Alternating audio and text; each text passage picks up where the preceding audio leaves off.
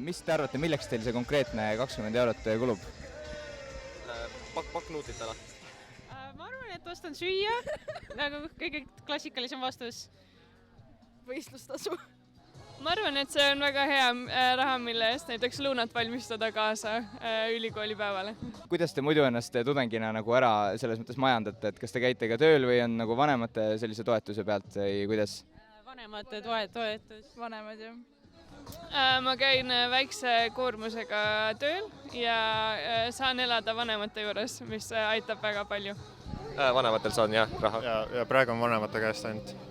Oled sa muidu kuulnud ka vajaduspõhisest õppetoetusest näiteks ja selle suurus on praegu meil 75 kuni 220 eurot, et mis sa arvad, kas seda peaks tõstma või on see selline piisav raha tudengi jaoks?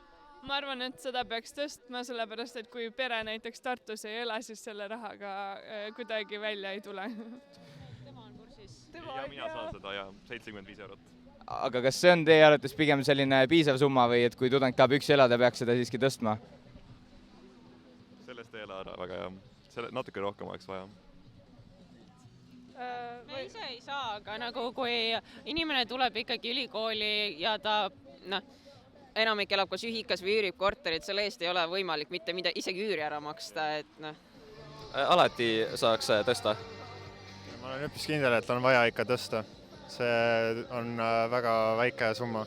Täna siis üliõpilasesindus jagas toetust tudengitele, et mis selle aktsiooni peamine põhjus siin oli?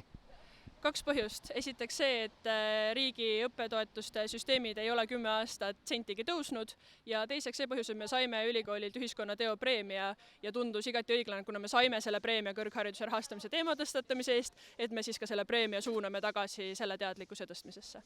Ma loodan, et see, et me täna siit pilt läheb loodetavasti televisiooni, meediamajadesse, loodetavasti ka poliitikuteni, et oma järjepideva huvikaitsetööga me saavutame selle, et need toetused tõstavad ja keegi ei pea enam seisma 20 euro eest külmas ilmas järjekorras.